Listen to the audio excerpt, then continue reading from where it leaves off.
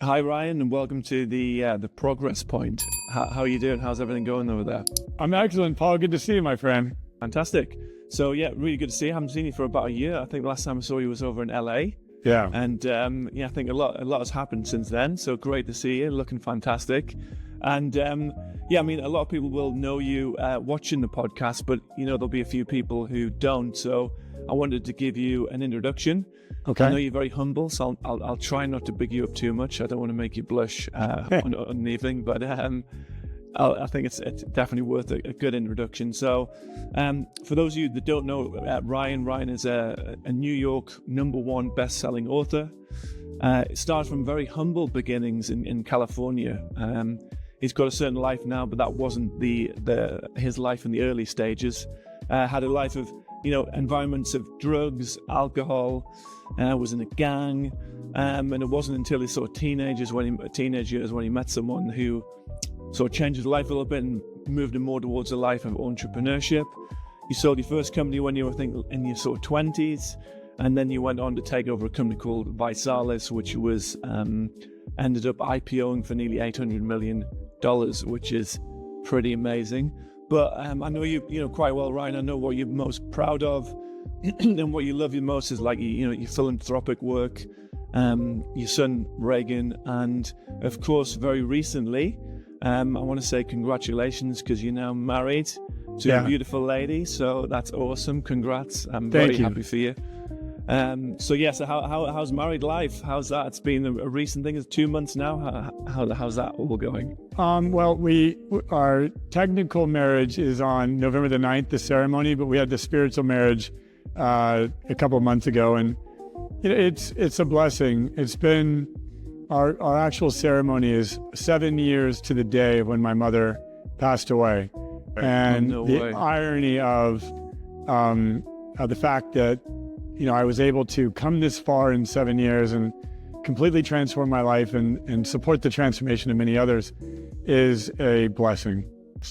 Yeah, I'm very happy for you because I know that you live a life of intentionality. Yeah. And you would always, I think the missing piece for you, you had the business acumen, you had you got your son, loads of friends, family, but I know the one missing piece was your soulmate. Yeah. I know you've not struggled to get women in the past, but I know you were really focusing on finding someone who was like your soulmate. So it wasn't easy. It took a long time, maybe half a decade to really focus and try to find the right person. But now you've done that, it must be a pretty awesome feeling. Yeah, I had to go through a lot of trial and error, and I had to make a lot of changes to what I valued, what I was seeking, what I was looking for. I had to get very, very focused on that, and lots of prayer, and then it happened. And I knew pretty quickly she's a scientist, she's brilliant, so I enjoyed her company. I wanted to learn from her. It was very stimulating. We had great conversations. And, the love grew from there. Is it one of those ones where, they say you find love when you're least expecting it? It just sort of comes from nowhere. Was it like that? It wasn't like I guess it wasn't like a dating app or Match.com and things like that. It was more organic. Yeah. I would imagine. We ironically, we actually met on a dating app, but I saw that she was a NASA scientist. And I thought, well, if I'm going to go spend time with someone, at least I'll learn something. Maybe I'll meet someone who is doing cool stuff in the world. So my intention was just to make a friend, and then if something blossomed from there, it'd be fantastic. And so, because I had pretty much given up hope, I'd gone on a lot of dates, met a lot of people. I was not willing to compromise, and so as a result of that, I spent way too much time on the dating apps. Then finally, something caught my eye, and then the rest is history. We've been engaged for a year and a half, and then our marriage will be about a year and almost 2 years from the point of which we met.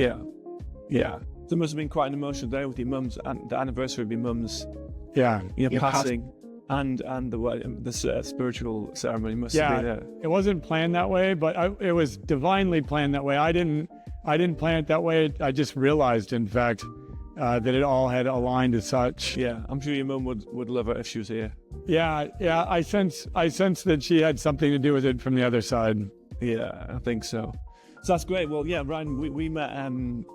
So I was actually in your coaching program level 3, you should probably change the name to Exit Program, because I think everyone who works with you for 2 years ends up selling their company a few years later. So, but I was on the level 3 program, and we got to know each other sort of, really well. I was invited to your house, which is absolutely stunning. I've never really sort of been anywhere like that before in the Hollywood Hills. Went for a nice hike. What's the Runyon Canyon? Yeah, that was beautiful. But yeah, someone was to just like take a snapshot of your life now and maybe speak to you for like 30 seconds. They may think, this guy's spiritual and lives in the Hollywood Hills. He's probably born with a silver spoon, probably got it all given to him. But that's very, very different to how your life started. There's been a lot of suffering in your life. I know you say suffering's a great teacher, but would you be able to sort of go back to what it was like when you were, growing up, sort of a young kid? And I know the environment where, at home it should be the safest place, certainly from a mental perspective, but for you, probably the least safe place mentally. I don't know physically, but mentally, from a mental perspective, was probably at home. What was that like growing up when you were younger? Yeah, there was a lot of violence. My father was a ex-Vietnam vet, and he had a very violent side to him. My mother was an alcoholic. My father eventually got addicted to drugs, and I lost him at 13 years old, meaning he just disappeared on me. He abandoned his family. So then, from there, I got in and out of juvenile hall, in and out of trouble. I started getting involved in gang violence in Los Angeles at the time. My sister's best friend was murdered in a drive-by shooting, and then I was called to retaliate because of the neighborhood I lived in.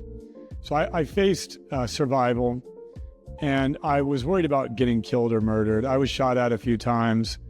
I was a target of rival gangs as well. So there was the fear of survival, the fear of food and shelter, and those systems, like the system of poverty that I was in, will either give you a fertile playground to learn how to break out of the system, or it'll contain you in it for life. And I was just blessed to have a calling on my life that was greater than the system of poverty. Yeah, okay. And what was it like in terms of like coping mechanisms? Because I imagine, and I watched an interview a few weeks ago, and you said you still have nightmares about that house. So you walk past there, like as a kid being in there, I guess you were like on a constant like red alert, fight and flight mode. How did you cope with that? Was that the gangs, or was it sport? How did you manage to escape from that sort of environment? I was worried that my mother was going to be murdered. I had that fear all the time, that they would target her to get to me. And she didn't know what I was up to and the type of crimes I was in. I remember having to move her from a bedroom facing the street away because my friend's house had been shot up by a rival gang. And so I knew that, a bullet might hit her, and I'd prefer it to hit me as opposed to her.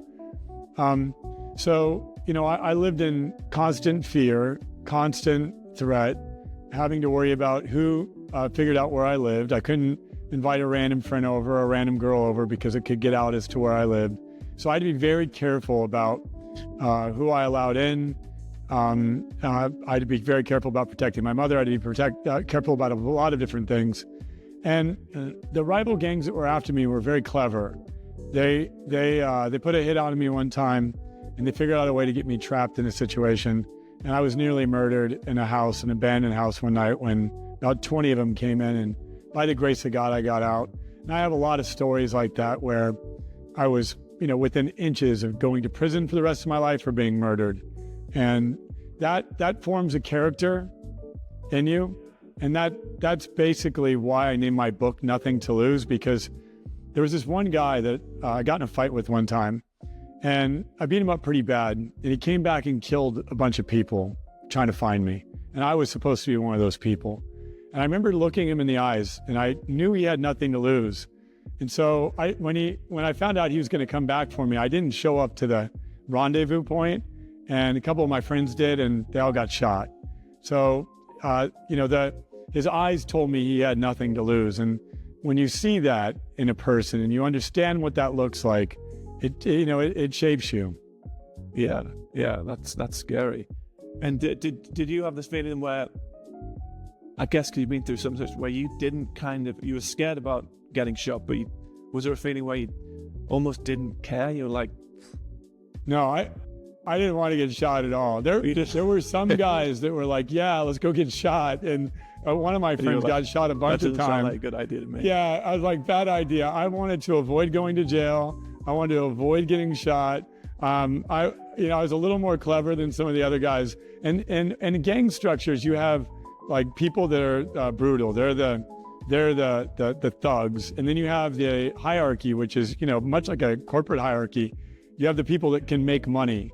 And I was one of the people that made money. So I didn't have to get involved in, the craziest of violence. And I didn't thrive and love the violent parts of it. I enjoyed the making money parts of it. Yeah. Okay. And did I watched a documentary with a guy called Louis Theroux who interviews a lot of gang members. And he said that these people could have applied themselves into any endeavor, whether it be sport or business, and they would have had probably a similar success. I know you've obviously had massive success, but were there anyone in your gang where you thought this person could be running a CEO, this person, or was it only you, or was that like a commonality in the they're just the wrong environment without the opportunity? So the criminal element is very intelligent. They are very entrepreneurial. They know how to make money. They know how to be very resourceful, and in some cases, they know how to make a lot of money. So if you're capable of creating a big problem, you're equally capable of creating a big solution. If I can go figure out how to wreak havoc and control supply chain and dominate a neighborhood and run a territory and import and export, and if I can figure out all of the leadership required to do that and the economics required to be profitable in that, keeping rival gangs out and all of that detail, that's very sophisticated. And I'll tell you a story. I remember being in juvenile hall, and there were two guys, and they were crafting a plan for drug distribution, and they were writing it out meticulously. And it was multi-page plan, and they were planning on what they were going to do when they got out, and I happened to be privy to it. And it was a business plan, right? It was a business plan. It was just on a couple of pieces of paper, and it was a business plan that would rival that of all, of pretty much any business plan. Obviously, the trauma that these individuals have, the vices, the self-sabotaging behaviors that come inherent in poverty, and the limiting beliefs, and all of that keeps you there. So it's rare for a person to apply those skills outside that environment because they only know one way, they're limited in their beliefs, and it's hard to change. Most people don't have a desire to change. And I was fortunate enough to have come from a middle-class system. Then I was forced into poverty. So I knew there was a better way and another way than the one that I was in. And a lot of people that are born in that way, they don't have that perspective. Yeah. And they probably don't realize that the business plan they were writing out, they probably didn't realize that that's actually a business plan as good as you do when you pitch into a VC or something like that. Yeah. They just think, well, we're just trying to make money and this is a good way to do it. Yeah. I was just going to say a lot of what I share with at-risk youth that I talk to is I try to witness them and share how brilliant they are. If these people knew that to the degree that they can create havoc and problems in their life, they could create solutions and they could do good. If they really knew that, believed that, and then knew how to transition to that, we would have a lot more entrepreneurs in the world. Yeah, definitely. And I think there's a lot of gang. I think in London and in America, across America, there's a big culture still. And but how do you come? So I just had a couple of questions. I don't want to stick on the gang thing forever, but just a couple of questions. How did you? Because I think it was like 100 people in your crew. Do you call it crew? Yeah. Sure.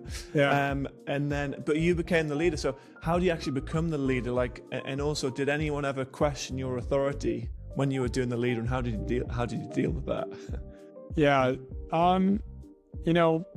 When you have when you're raised the way I was, and my father took my power away from me and the power away from my mother, and then losing the middle class in my home, then took my financial stability. So my power was taken away from me time and time and time again. My dad beat it out of me. The neighborhood kids beat it out of me. And so then you crave it. And when you're in a gang structure, you can become powerful. And that's why you join a gang is to have power and to be protected and to have some sort of security that you lack otherwise. So as I was younger, I started getting a taste of having power and being powerful and knowing that if somebody crossed me, I could send 100 people, their way. That became a power thing. So I became very powerful. And I craved power and I desired power, and I yielded my power, as a young man. And then it got to the point where I was going to go to prison over it because, I became known by the authorities. I started getting arrested. They were surveilling me. People around me were going to prison. Lots of people were going to prison for a long time. So I knew that the path that I was on was going to wind up being in prison. And that was when I made the change. Yeah. Prison or worse. Prison was probably the best outcome. Yeah, well, prison would have been the worst outcome for me because I would have then become a lifelong professional criminal. Had I gone at the young age as a Caucasian male in the Los Angeles prison system, I would have then immediately been relegated to either murder someone or do a despicable act. I would have likely, become a lifelong prison inmate and a professional criminal because I was young. I easily manipulated, and I would have been easily turned into a professional criminal from that point forward. Yeah. And was there, so in terms of so you were running the gangs, did you ever back then have that self-belief? Because obviously leading a gang, it's a lot of, power, but did you ever think somewhere inside you, there's something special in me and I can do more? Or was it when your mum sort of had a new partner, a stepdad, and he was, I don't know whether he's probably the most influential person. I know you've met lots of, big shots since then, but would you say he was one of the most influential person and he came at the right time? Yeah. Did he give you the belief, or was there somewhere in you where you're like, I know I can do something better than this? There was one moment where I had a group of gang members together and I rallied them, to go fight a competitor. And I remember they got fired up, and I remember seeing their energy shift and their state shift. And I realized that I had incited a riot in that moment. And I knew that was a power, that speaking and energizing people and directing people and leading people was a power. So I remember witnessing them shift and change and then activate and then take action and realizing, wow, there was a gift in that moment where I called them, to arms, basically. So I got a couple of tastes that I had some gifts as a result of that journey, but I didn't understand how they transferred elsewhere until I met my mentor. And he told me that my ability to lead people, my ability to influence people, and when you've been shot at or you faced life and death as I have, the idea of doing business is not as scary as other people make it out to be. I'm not going to get shot, right? That was like I kept saying. So if it came to going and try to sell someone or going and try to recruit someone, to me it was not nearly as hard of a task as the ones I'd done as a child. So I was very confident. I had the belief I could do it. And I believed I could persuade people. And when I sat next to people or down at the board table with people that were older than me and more senior than I was, I knew a secret about me that they didn't know. And that is that, I was a killer. Like they weren't sitting in front of a kid. They're sitting in front of a person that, had strong intention, had strong desire, and could outflank them in 100 different ways that they had no idea about. Yeah. They probably sense that though, because you're talking about before you saw that ruthlessness in that other person's eyes. Yeah. I've never been in a gang environment, luckily. I've seen a lot of other stuff, to be honest. But you probably had that aura of like, do not mess with this guy because there's something about him. I don't know what it is, but let's not ruffle too many feathers here. There certainly was that part of it, but like deep down inside, truthfully, that was me protecting myself. That was me projecting, and I projected a lot in those days, but the truth is I'm a guy who just wants to be loved, who wants to have good friends, be successful, just like everybody else. But I had a very strong guard up and very strong boundaries, and I didn't allow anyone to breach them. Yeah, that's good. That's good. And did your stepdad see that potential straight away? Yeah. He actually had me do his dirty work. He sent me to evict people. He owned a bunch of real estate, and I'd go kick people out of houses all day long on his behalf. So he knew he had muscle now, because he wasn't a tough guy by any means.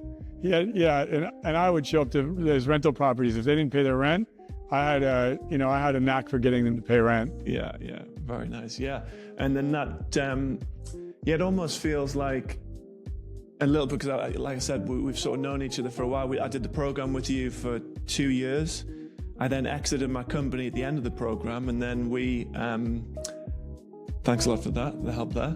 And then obviously we've been in touch, and I think the sort of realness of you is just, you're a very real person. I wonder if that, in a way, that's your stepdad who sort of just gave you sort of love and mentorship for no reason. It's just like, okay, yes, he was with your mum, but he saw something new, and a little bit, it feels like you've kind of tried to do that for everyone else for the rest of your life, to sort of be their mentor. Because I'll ask you for advice. I'm not on a paid program now, but I'll ask you for advice, personal, business, sales, and you're always there.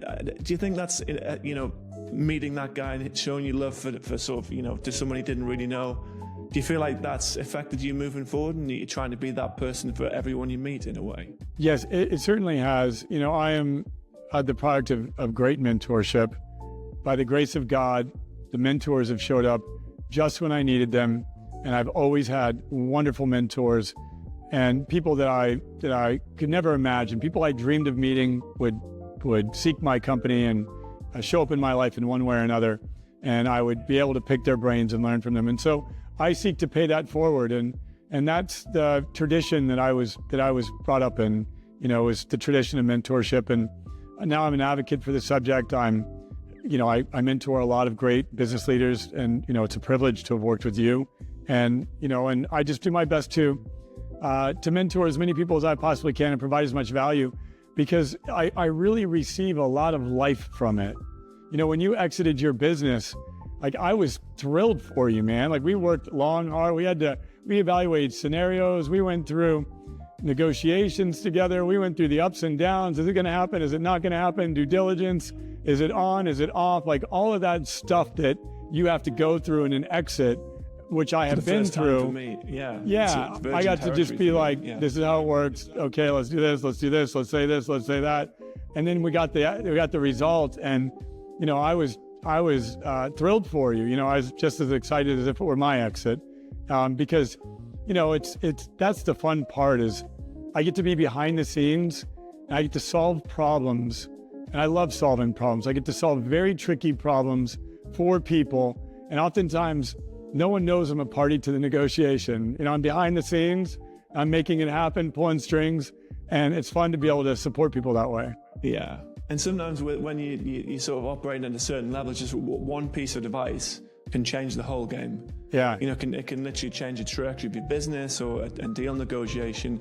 And obviously, when you don't have that experience, you've been through many things, and it can just be a subtle comment. Yeah. Or why don't you ask this question, and that can change everything. Which I think it's a nice thing when you're at your level. Obviously, I'm nowhere near your level, but having that power must be it's a great thing. It's a gift. It really is. Yeah. So then we went from the gang life. We've had the very, let's say, a very unnormal childhood, and then you meet this mentor, and then you enter your entrepreneurship very young. I think you're 19 when you set up 24/7. Yeah. It was the sort of computer, not computer repair, but yeah, I mean. Yeah, network monitoring, computer network repair monitoring. It was called 24/7 Tech. It was my first adventure into entrepreneurship, and I learned a lot in that. And then during that run, I came across this new concept called broadband wireless, which had yet to be popularized. and I was an early on wireless pioneer. And so then built that at a young age. And then, from there, I've been a professional entrepreneur ever since. Yeah. But you said that wasn't the most scalable business, and you weren't quite ready as a leader yet. But yeah, it was your first taste of getting in there. And well, I tried to take 24/7 tech to venture capitalists, and I one of my clients at 24/7 Tech introduced me to a VC. I was able to get a meeting with him, and he was a titan of the tech industry. He had written software that I was familiar with. Like, this was a big deal for me. I remember when he told me, he's like, your business model isn't scalable. And I didn't even know what that meant. I was crushed. And so I basically threw it out the window and started another business within weeks. Yeah. And that wasn't Sky Pipeline though, was it? Sky Pipeline was the next business. So I told the guy, I had this other idea, this wireless idea. And he said, go there, do that. This computer repair that's not scalable. It's a hard business. Go do that thing. So that gave me the confidence to go pursue that direction. And then I eventually raised VC for that business and had a successful exit. Yeah. And how long did it take from the point you took the company over to exiting? About 3 years. So that's pretty fast, because I think it was $25 million at that stage, and you were late 20s. Yeah, from 21 to I was there from I started it in late 2000, right before September, actually 2001, right before September 11th, and then I sold it in 2004. So I was about to launch it, and then September 11th happened, and there was a total correction. And a meltdown in the telecom industry. And so it was tough. I had a lot of headwinds, but I was able to get through it. And then I exited the business in 2004. And I know it was nothing compared to the next one, which I'd like to talk about, Versalis, afterwards. Yeah.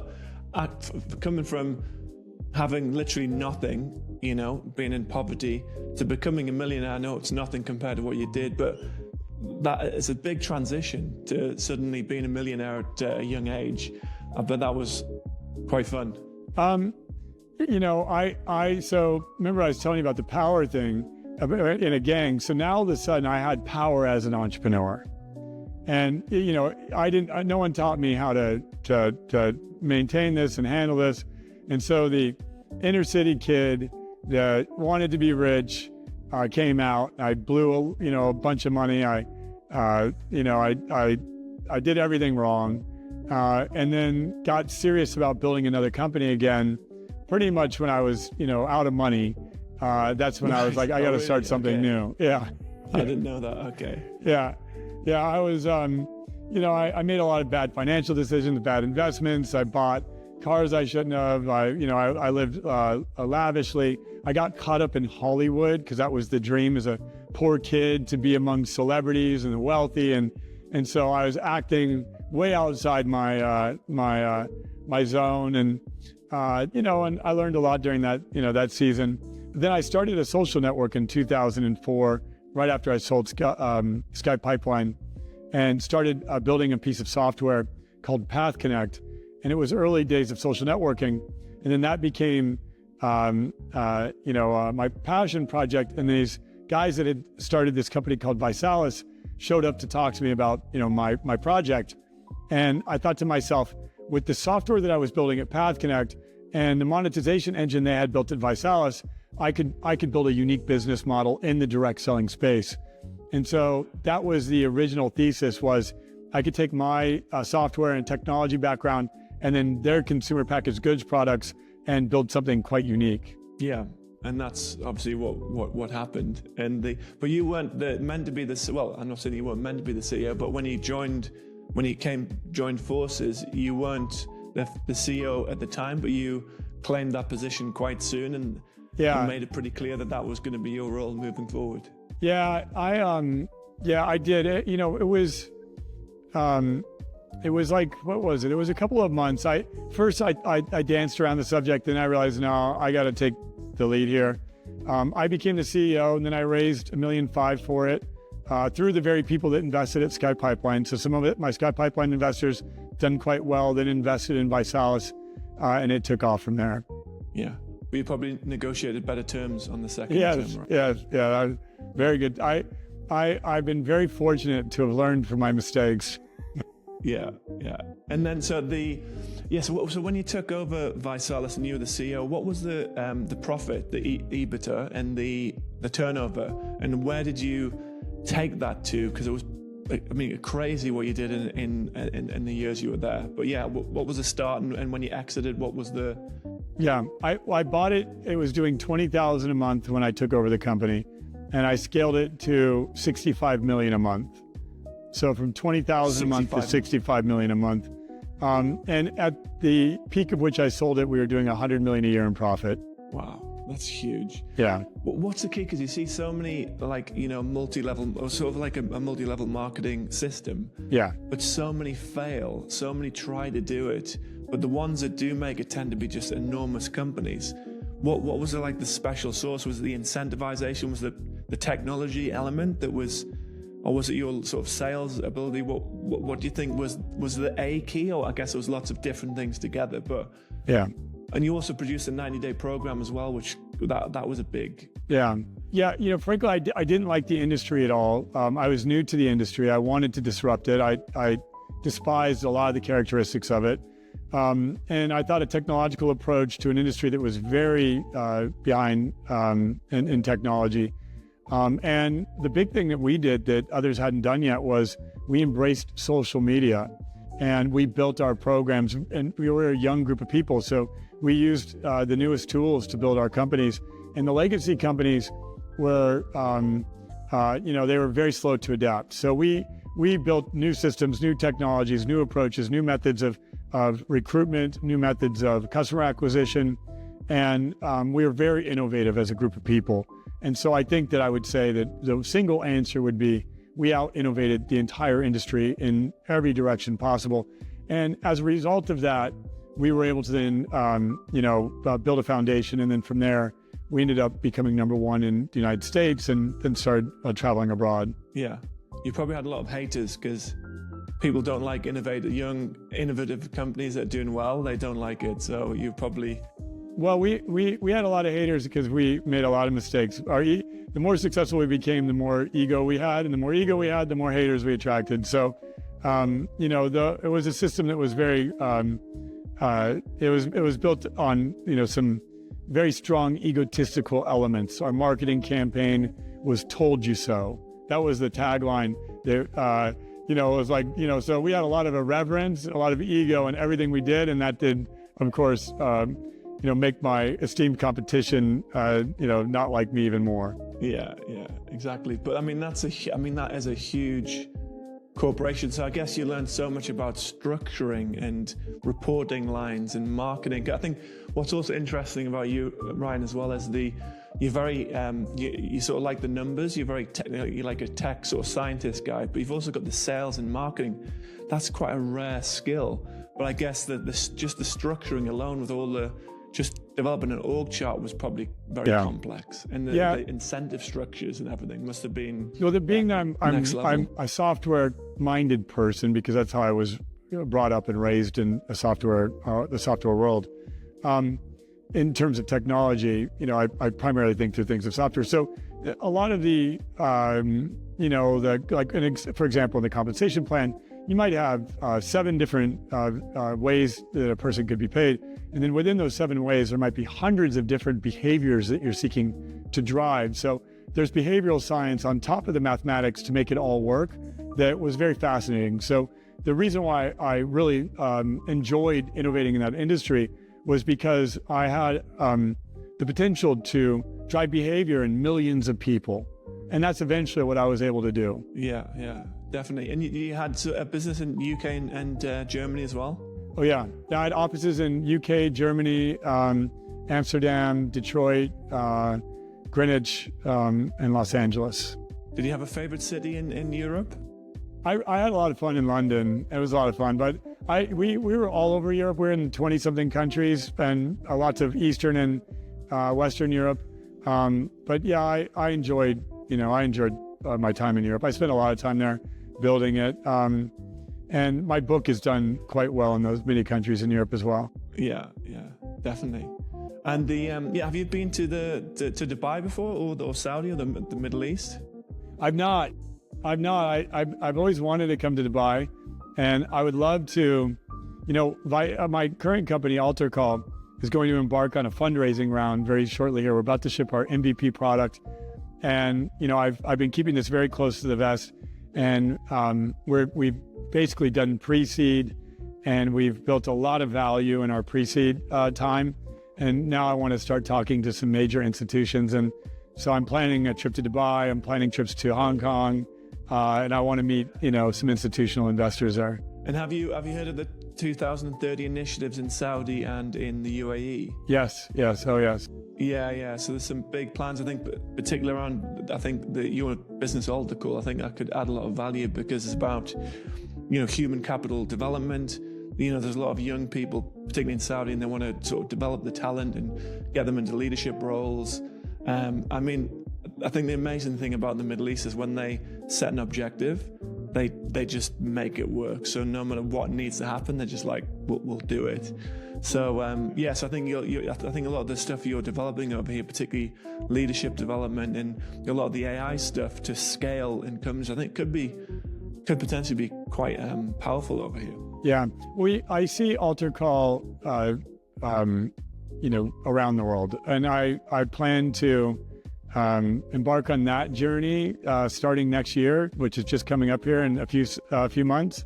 But I definitely see that, and part of the investment criteria that we're in a fortunate position where we have a tremendous amount of demand and very little supply. So we want to choose investment partners that can bring us to certain areas that we would not be able to get to otherwise. So it makes sense for us to talk and to individuals in the Middle East and some other places, because we have the U.S. To a degree. We have a good understanding of the U.S.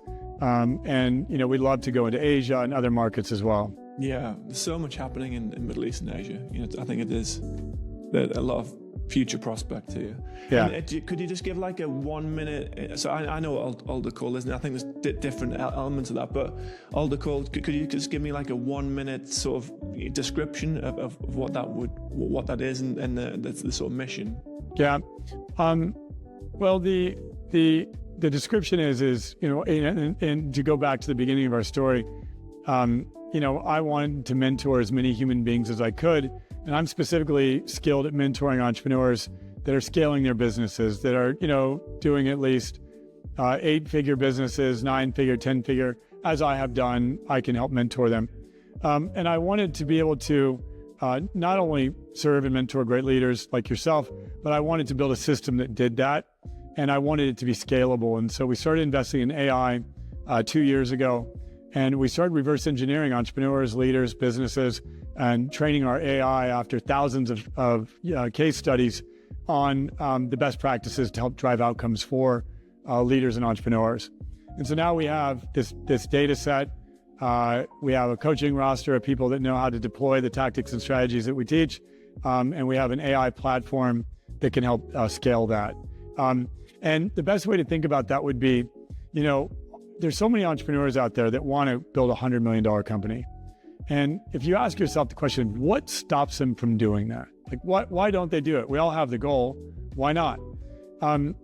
Sometimes it's the macro stuff, like they're in a pond that's not big enough to get to 100 million. Sometimes, they're playing in a small playground and they can't get out of it. And that's one scenario. But another scenario is when they don't have the character, the leadership, the resilience, the competency. And as their businesses scale, their self-sabotaging behaviors scale with it. And so, every level of new revenue and new leadership comes new responsibility. And they don't have the character and the vessel to hold that level of responsibility. So my current mission is to reverse engineer that, to identify those specific character traits and competencies that each individual will need on a customized basis, and then give them a custom growth plan and coaching plan to help them be able to scale themselves to to meet their aspirations and their dreams. Yeah. Okay. And could that work on big, so that's the entrepreneurial world, but for corporations as well? Yeah. Let's say could you literally granulate it and say, you've got an issue with this in the leadership team, here's the tool, and you can scale that out and across an organization, or is it more tailored towards? Yeah, so the work that we're doing on the organizational side is on culture. So as I've worked with people like yourself and the various companies that I support, our AI has been trained on all of this. And we're able to see how information transfers. We're able to see, because we're plugged into Zoom and other video platforms, we're able to actually study the individuals that are connected to these systems. We're able to look at their personality, look at their language. And from their language, we can see how they act, and we can also make some predictions on how they think. And then we can actually give them specific interventions and training programs to try to get them to think at a higher level, more conscious level, if you will, to be able to speak at a higher level and to be able to act more efficiently. So if we're basically, in essence, to give you a simple example, we have the language base of thousands upon thousands of people, and the language tells you how they think and how they act. And so I believe I can drive higher levels of thinking and greater levels of action by way of the work that we do here. And so we have a couple of scientists. We built AI models that work and that actually have improved me the more that I've used them. And we've rolled it out to about 300 people, and we're going to start rolling it out aggressively very soon here, like this week. Yeah, this sounds like it's more scalable than, because you've got the AI element, and there's so many things holding back organizations, which it sounds like AlterCall can create a tailored solution for that. It sounds like it could be bigger than Visalis, hopefully. Oh yeah, there's no doubt that the multiples on this industry are much higher than Visalis. So 100 million EBITDA in an AI business would be, I think if in today's market, I'd have 100 times EBITDA or something like that. Or 100 times revenue is what OpenAI and these others are, but maybe a AI-powered coaching company or AI-powered leadership development company might get a 40 times multiple in today's market. So on revenue. So, it's astronomically more valuable because it creates a deeper impact and it's more sustainable. And it's always learning. It's continuously developing as well. Yeah, my assumption is that people have an endless capacity. We just have to help them tap into that. Yeah, wow, that's exciting. And that could be brilliant. Yeah, I'd love to pick your brain on that. Sounds brilliant. Yeah, I'll demo the technology off the podcast at some point very soon with you, because we really have cracked the code in a couple of things that I think are, I tell my science team that this is Nobel Prize worthy work that we're doing here. That's the level of commitment that we have toward what we're building. Yeah. Wow. I know when you, again, a little bit like the Middle East and Saudi, when they set their mind on something, they just achieve it no matter what. I think with yourself, it's like once you've got that tunnel vision, it's not much gets in your way. So I'm excited to see the journey. Yeah. Yeah, that's great. And also just I was just thinking about your book, Go to Rockstar. So having that, exit at 800 million or 792 million, that's such a huge, I was actually thinking about, there's not many rock stars in the world who actually had that level of money that you made at the exit. There might be like 2 or 3, but it's actually beyond rock star. So maybe you need to tweak the title or something. But what was that like going from, because that must have been a bit of a shock to the system, going from, okay, I guess you were taking some good money on the journey, but when you IPO to suddenly have like a huge lump of cash, like, generational wealth. How did you, in hindsight, do you think you dealt with that pretty well? Or I know you probably deal with it much better now, but how was that when it landed in the bank? It happened very fast. So I was able to take the company from near bankruptcy to that exit in about 2 years' time.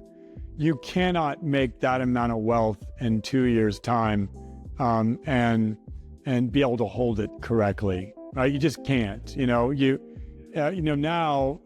as I advise people, you have to build the vessel to hold the wealth. My wealth creation mechanism, and it was a mathematical, system that we had built. So I built the math that created a wealth level that was far greater than my ability to handle it. So, that was a huge challenge. And, going from nothing to lose, the title of my first book, to having everything to lose was also, I was worried more about the tenants in my homes. I was worried about my fleet of cars or my plane or all the things that I owned occupied the majority of my creative space. So I wasn't building and creating and innovating like I once was because I was spending the money, because spending money is fun, right? Building companies is not fun. Spending money is fun. I learned a lot as a result of that. And then I made a decision in 2017 when my mother was transitioning. She was about to pass away after falling down a flight of stairs and being in a coma for 2 years. I made a decision that I was going to do life differently as I said goodbye to her. And now I do life very differently. Yeah, definitely. I know you. So I've got a few friends who sort of made some very good exits as well. And they were, I think you gave some advice, as you said, you take so much risk in your business that you should measure the risk very carefully in your investments, because, you can lose it, for an extra few percent, you might lose everything. But you're quite reserved because you take so much time, risk, energy, power, that you are quite measured in your investments. Yeah. Not in Bitcoin, although that would have been probably a good investment. Yeah.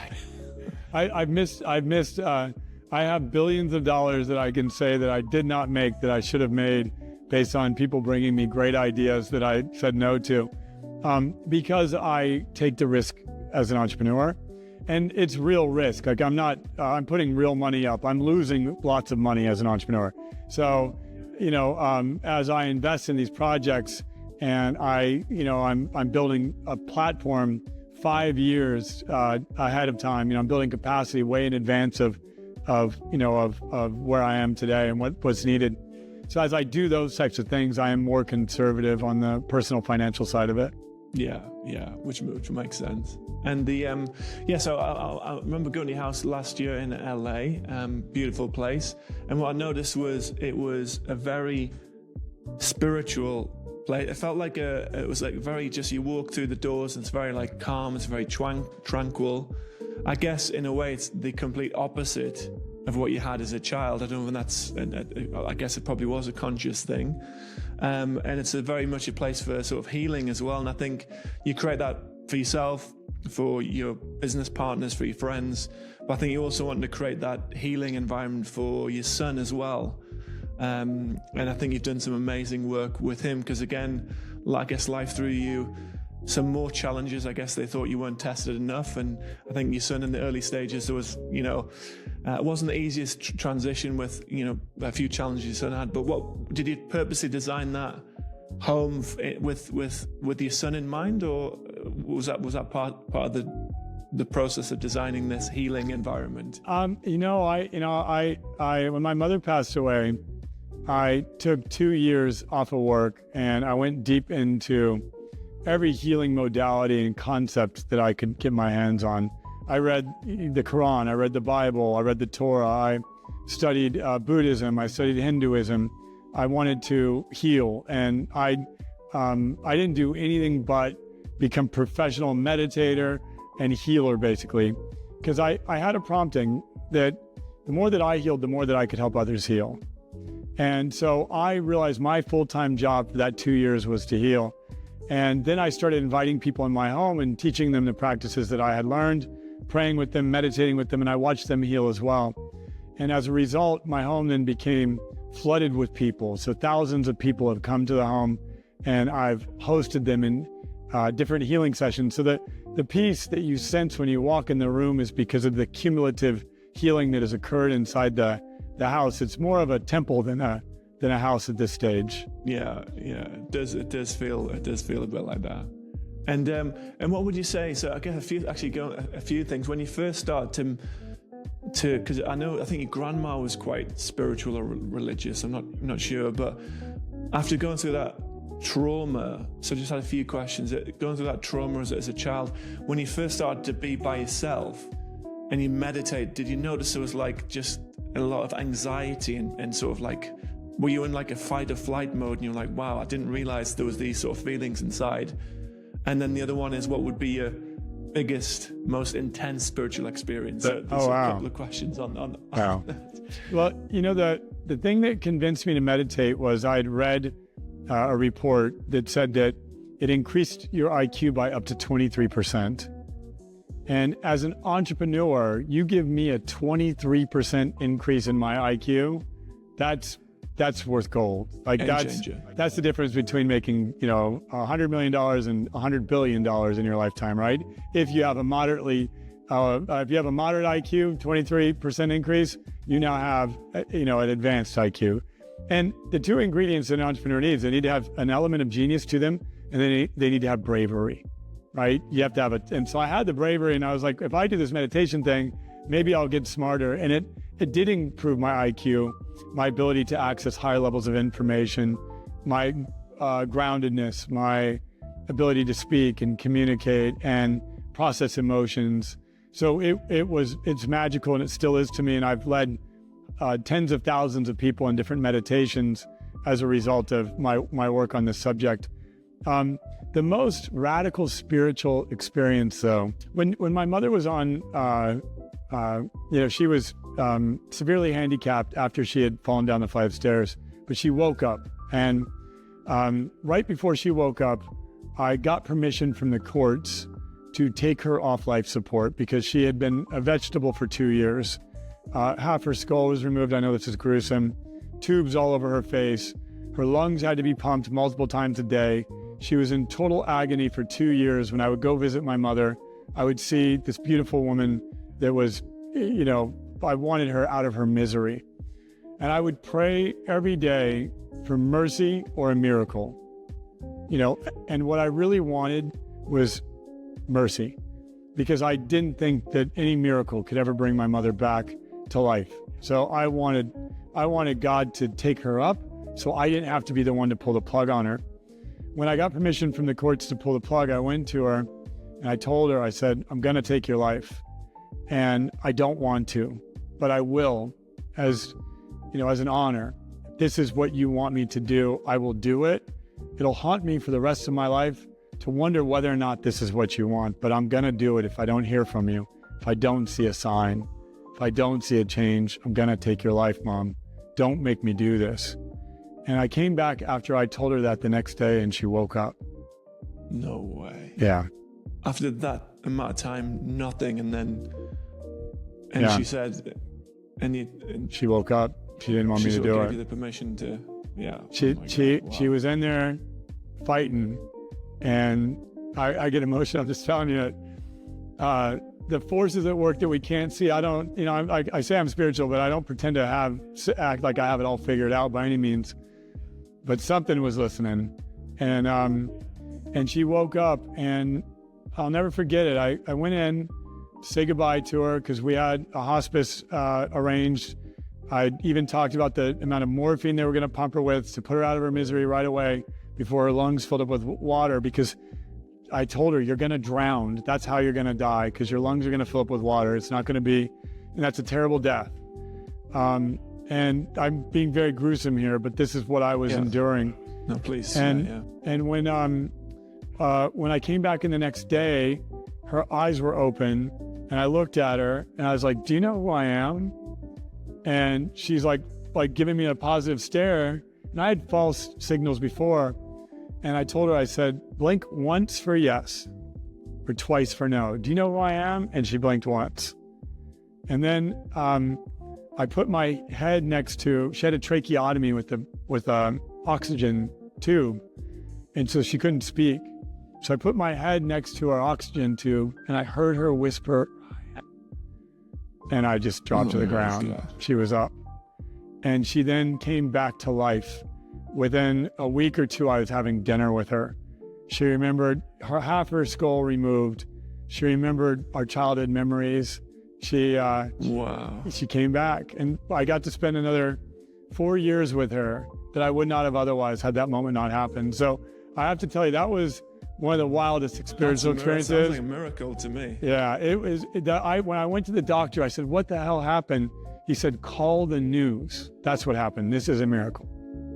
Yeah, I mean, that must have been such a. I know you've had to have a lot of courage in a lot of business decisions, but to actually say, to make that call is probably the hardest thing you've had to do. And then to have the 4 years, I mean, that must be 4 years of absolute, because you basically lost your mum in that time frame effectively. That must have been really joyous. You must have relished those 4 years together. Must have been pretty amazing. They were, they were, but they were also very traumatic because I had to see her severely handicapped. I had to reconcile that, that this had happened.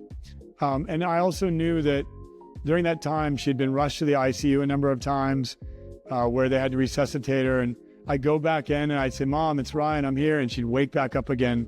So there was near-death experiences many times during that journey.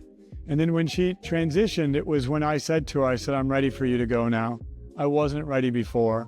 And I went and told her, "It's time, I'm ready. And the only way that I'll become the leader that I'm destined to be is if you die in peace.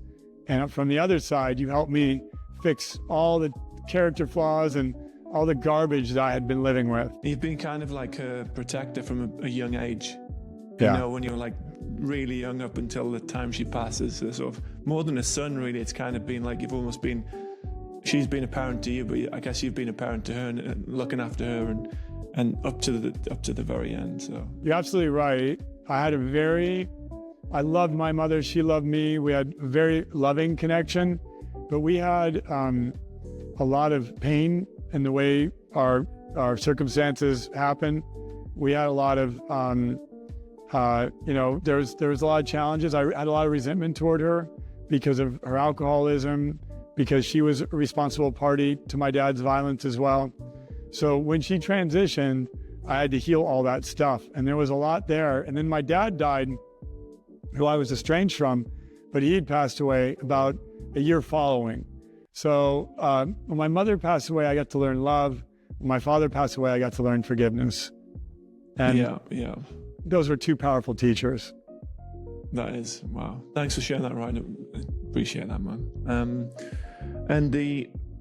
So that spiritual, you see that, I don't know whether you know, I think it's called the SDG 3 initiatives. It's like promoting well-being in companies and like mental health. Do you think you can take you've worked with corporations, you're like a spiritual guru. Do you think, and I know that certainly the younger generation are looking for corporations which has a more mindfulness, spiritual environment. How do you think you can, because I think a lot of companies still think it's a bit woo-woo or whatever, and that meditation isn't really important. But how do corporations implement?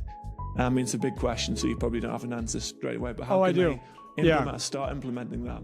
A lot of the corporations that we serve are purpose-driven organizations, and they are much more conducive to these ideas, as well as faith-based organizations. So many businesses, mid-market businesses that are 500,000 employees are owned by people that are deeply running their business based on faith. And many entrepreneurship, if you're an entrepreneur, you have to have some purpose and faith to get you through the ups and downs of building a business. So there's a lot more spirituality in business than I think has been recognized. But we really just focus on purpose, the purpose of the organization and the individual purpose. And we do our best to teach team members to attach their purpose to that of their work so that they can work in the most meaningful and deliver the highest quality of service by seeing that they're fulfilling their purpose at their work. So we do a lot of linking, where we help them link their individual purpose to their vocation and to the company. And that's part of the way that we serve the organizations. Yeah. And so I guess it's a good test for the people in the company, is because if they can't attach themselves to the purpose and they don't see a way around that, it's probably the wrong environment for them to stay in and dedicate their lives to. Yeah, and we can actually track and measure that now. So I can truly see one of the models that we ran. There's one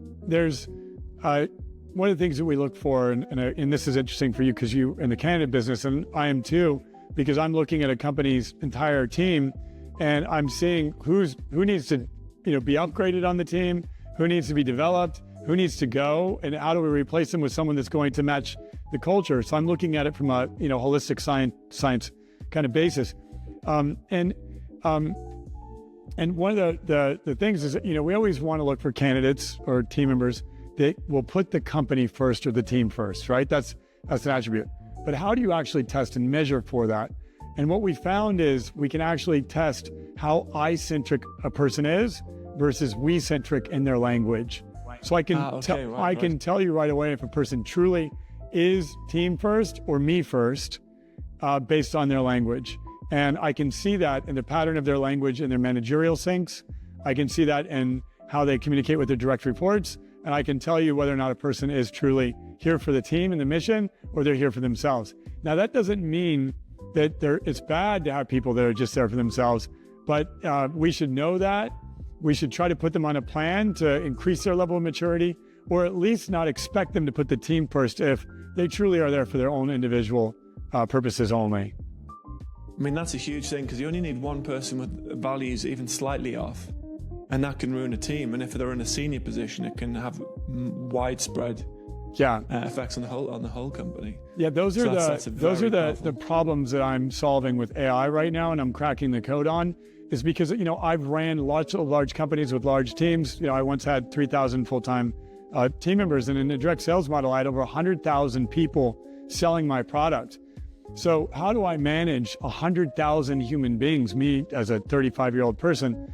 I built lots of software, but now the software I'm building will help you identify their character, their competencies, identify who needs to be developed, who needs to be sent on their way. Yeah.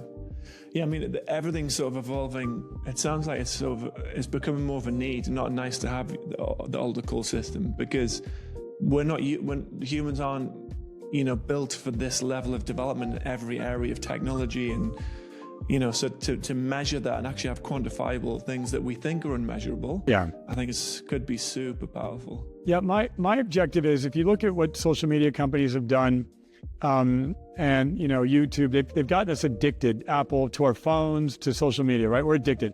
I want to get people addicted to personal and professional growth. I'm addicted to it. The practices, the coaches that I have in my life, the work that I do, and the result of it is so beautiful because it impacts me in my quality of life in so many different ways. So it's the funnest stuff that I get to do. And I'm addicted to it. It's my first priority, the first thing I do. I put a lot of energy into it. And to be able to track and measure it and improve upon it, and then to share that with others, is exciting. I want to use the very tools that people are already, commonly using, and get them addicted to good things as opposed to the bad things that they're addicted to now. Yeah, that would be a great mission, because people spend their lives on Instagram, and I love YouTube, but it is mostly for personal development, but still it's probably too much time on that. Yeah, I have a parental timer on mine. It tells me when I've been on it for more than an hour, because I do learn on YouTube as well, but I also can go down some rabbit holes, and I don't have much time for rabbit holes. Yeah, I'm doing that as well. Cool. Well, Ryan, this has been a great chat. Again, I've learned a lot from you. I can't wait for you to come to Dubai. If you and your wife are here, please. Yeah, I'm coming, man. Let's do it. We'll go for this. There's some nice hikes, actually. I think I've never done them, but I think 40 minutes from Dubai, there's some beautiful hikes in the mountains. I love it. So I think we should do something like that. And if people do want to find you, you've got obviously different social media. Where should they go? Obviously, AlterCall.com. Yeah. If you go to AlterCall, which is AlterCall.com, you'll find me there. And on social media, I'm at Real Ryan Blair on YouTube and on Instagram, or at Ryan Blair on Twitter, or on the other platforms. Awesome. Well, brother, thanks for taking the time to speak to me. I really appreciate it. I love it. Good luck to you in your new podcast, by the way.